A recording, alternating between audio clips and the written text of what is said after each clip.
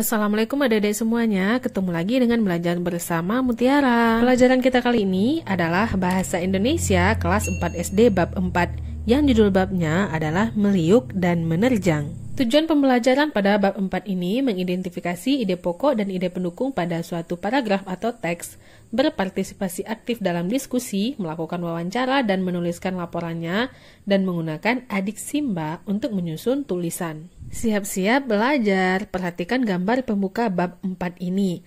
Pernahkah kalian melihat atau melakukan kegiatan seperti itu? Sebutkan kegiatan yang dilakukan anak-anak di gambar tersebut. Perhatikan judul bab ini, Meliuk dan Menerjang. Kegiatan mana pada gambar yang ada gerakan meliuk dan menerjang? Pertama, ada anak yang sedang bermain bulu tangkis. Apakah itu meliuk atau menerjang? Lalu ada pula anak yang sedang berlatih silat. Dan yang paling di depan itu ada anak yang sedang menari. Kamu juga bisa menceritakan dan memperagakan gerakan-gerakan dari kegiatan ekstrakurikuler atau kursus yang diikuti di sekolah maupun di luar sekolah yang berkaitan dengan temanya yaitu meliuk dan menerjang. Menyimak. Pada bab sebelumnya, kalian sudah belajar untuk menyimak. Menyimak berbeda dengan mendengar. Dalam menyimak, kalian memusatkan perhatian terhadap sesuatu yang didengar dan berusaha memahaminya. Ada beberapa cara yang akan membantu kalian untuk dapat menyimak dengan baik. Pertama, lihat dan perhatikan orang yang berbicara. 2. Jangan sambil berbicara dengan teman atau melakukan hal lainnya. 3. Kalau perlu, catat informasi penting seperti nama orang, nama tempat, tahun, dan lain-lain. Tutuplah buku kalian, lalu simaklah guru membacakan teks Dikenal Karena Menari dengan cermat. Dikenal karena menari. Indonesia memiliki banyak sekali budaya, khususnya tarian. Tari-tarian itu menjadi ciri khas suatu daerah. Berikut ini dihimpun 5 desa yang terkenal dengan ciri khas tarian dan para penarinya. Desa pertama adalah Desa Olehsari di Banyuwangi, Jawa Timur yang terkenal dengan tari Seblang. Tarian yang dilakukan setiap tahun ini diyakini untuk menghindarkan desa dari bahaya. Penarinya biasanya wanita dewasa yang wajahnya ditutupi daun kelapa. Penari memperagakan kegiatan membajak sawah sambil menggendong boneka mengikuti irama musik. Desa kedua adalah Desa Cempaka di Bali dengan tari baris. Tari ini dibawakan oleh laki-laki dewasa. Gerakannya menirukan pemuda gagah berani yang menerjang medan perang. Tari baris dibedakan menjadi 2 berdasarkan jumlah penarinya. Tarian yang dibawakan seorang penari disebut tari jojor, sementara tarian yang dilakukan berkelompok disebut tari dadap. Selanjutnya adalah Desa Barikin di Kalimantan Selatan dengan tari baksa kembang.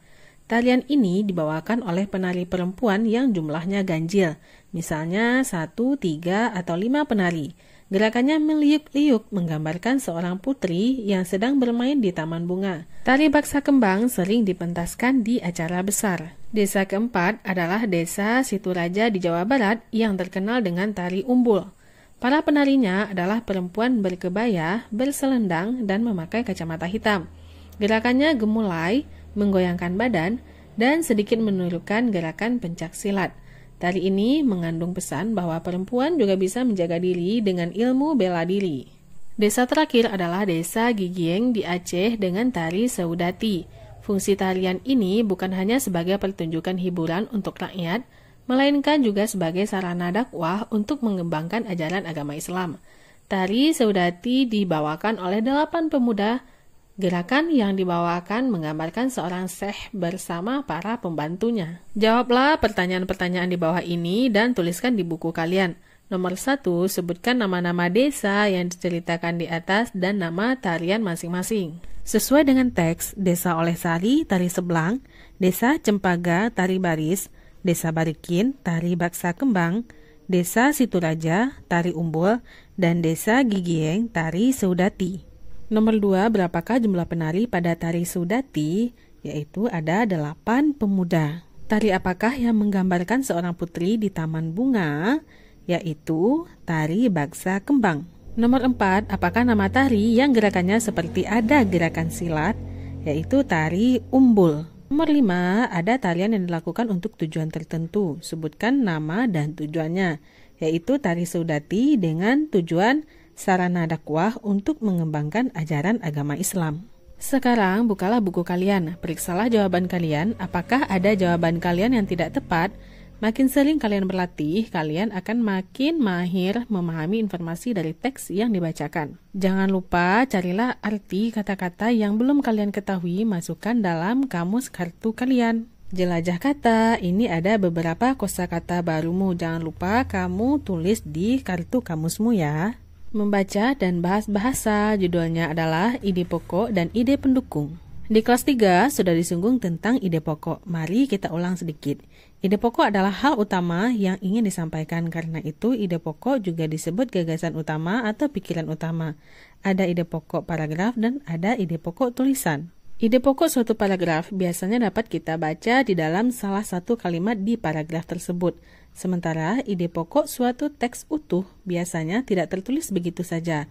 Karena itu, untuk memahami ide pokok teks utuh, kita harus membaca semua paragraf. Dengan melihat hubungan ide pokok satu paragraf dengan paragraf lainnya dalam suatu tulisan, kita bisa mengetahui ide pokok tulisan tersebut. Ide pendukung atau gagasan pendukung adalah informasi tambahan yang menjelaskan ide pokok. Karena itu, ide pendukung sering pula disebut sebagai ide penjelas. Saatnya latihan. Sekarang bacalah kembali teks Dikenal Karena Menari.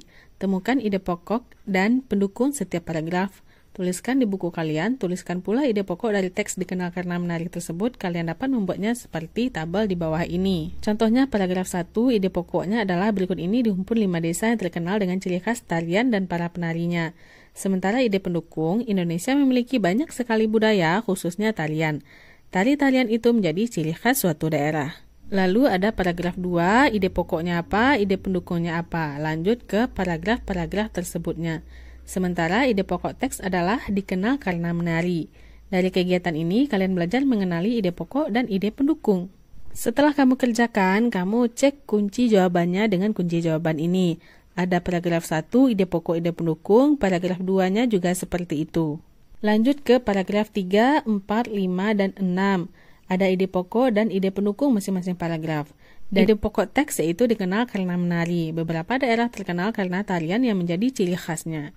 Bahas bahasa, perhatikan poster berikut ini, yaitu Mari Cintai dan Pelajari Tarian Indonesia. Dalam posternya ada peta wilayah Indonesia, dan masing-masing wilayah itu mempunyai tarian gerakannya masing-masing. Mari cintai dan pelajari tarian Nusantara. Tunjukkan warna Indonesiamu. Kalimat pada poster di atas bersifat mengajak. Kalimat tersebut berusaha meyakinkan atau membujuk orang agar mau mengikuti isi atau pesan dari kalimat tersebut. Kalimat seperti ini disebut kalimat persuasif. Ciri-ciri kalimat persuasif antara lain bersifat ajakan, menggunakan tanda seru, biasa dipakai dalam iklan atau imbauan, sering menggunakan kata ajakan seperti ayo, mari, marilah, dan sebagainya, dan ditulis dengan pilihan kata yang menarik agar gampang diingat. Kreativitas dan menulis, bentuklah 5 kelompok.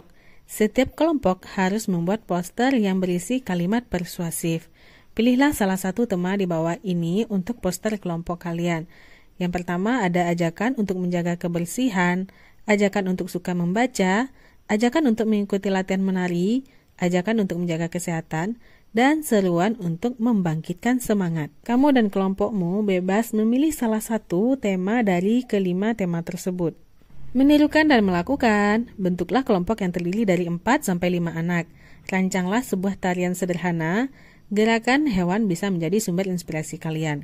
Kalian juga dapat mengolah gerakan biasa menjadi tarian. Contohnya gerakan memetik bunga atau buah, atau mencuci dan menjemur pakaian. Setiap kelompok bergiliran menuju ke depan untuk memperagakan satu gerakan tari. Kelompok lain menebak gerakan yang dipraktikkan kelompok tersebut. Kemudian tirukan gerakannya bersama-sama. Video selanjutnya kita akan bahas tentang laporan wawancara. Lalu kita juga akan belajar tentang majas personifikasi. Jadi sekian dulu ya pembahasan kita pada kali ini. Nantikan video selanjutnya setelah video ini masih pada channel ini Belajar Bersama Mutiara. Terima kasih bagi adik-adik yang sudah menonton. Mohon maaf apabila banyak salah. Terima kasih atas perhatiannya. Assalamualaikum.